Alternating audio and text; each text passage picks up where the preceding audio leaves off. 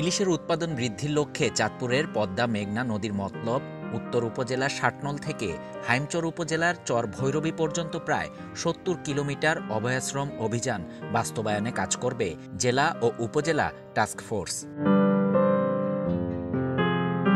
ইলিশ সাগর থেকে নদীতে এসে মিঠা পানিতে নিরাপদে এসে ডিম ছাড়ার সুযোগ করে দেওয়ার জন্য ৩ অক্টোবর দিনগত রাত ১২টার পর থেকে ২৫ অক্টোবর রাত ১২টা পর্যন্ত ২২ দিন সব ধরনের মাছ আহরণ নিষিদ্ধ করেছে সরকার। এ সময় ইলিশ আহরণ, ক্রয় বিক্রয়, পরিবহন ও মজুত সম্পূর্ণ নিষিদ্ধ।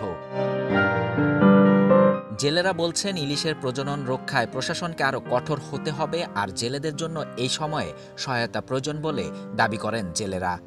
বাংলাদেশের একমাত্র স্মার্ট সিটি বসুন্ধরা এখন আরো নিরাপদ, আধুনিকতায় আরো এক ধাপ এগিয়ে। বিগত আমরা ইলিশের অভিযানের আগের থেকেই আমরা ৪ মাস নদীতে আসছি আর কি।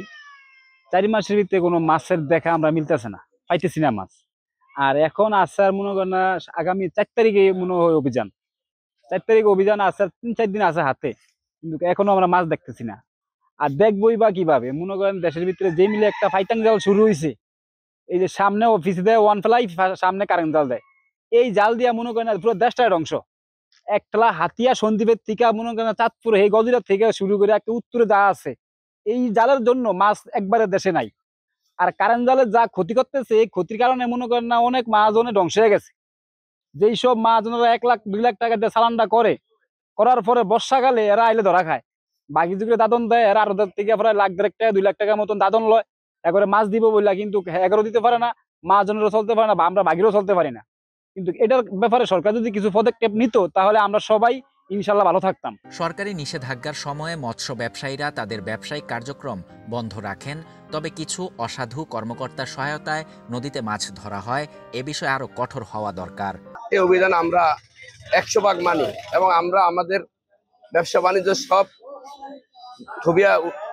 সব বসে আমরা বাড়িতে চলে যাই। ২২ দিন আমরা ঘুরে ফিরে খাই।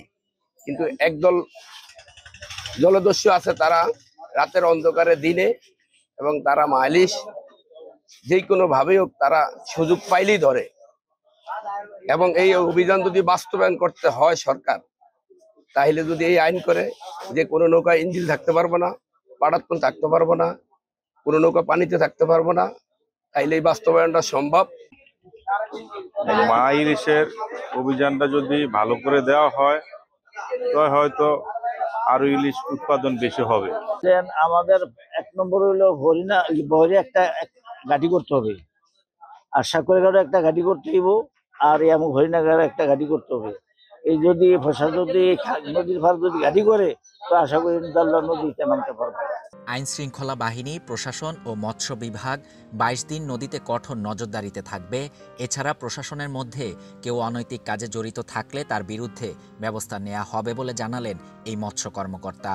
এই সময় আমাদের বাংলাদেশ কোস্টগার্ড, নৌবাহিনী, নৌ পুলিশ, উপজেলা জেলা প্রশাসন এবং মৎস্য বিভাগ একযোগে কাজ করবে।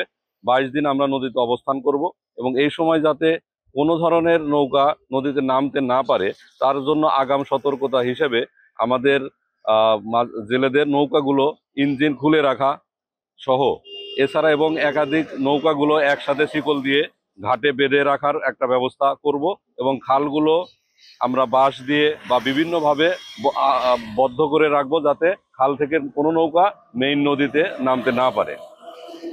এই সময় আমাদের জিরো টলারেন্স থাকবে। প্রশাসনের পক্ষ থেকে কোনো ধরনের শিথিলতা প্রদর্শন করা হবে না এবং আমাদের এই প্রশাসনের ভিতরেও যদি কেউ কোনো ধরনের অনৈতিক কোনো সুযোগ সুবিধা দেওয়ার চিন্তা করে। ইলিশের প্রজনন মৌসুমে টাস্কফোর্সের কঠোর তদারকি ও জেলেদের সহযোগিতায় সংরক্ষিত অভয়াশ্রম নিরাপদ রাখতে পারলেই বাড়বে জাতীয় মাছের উৎপাদন।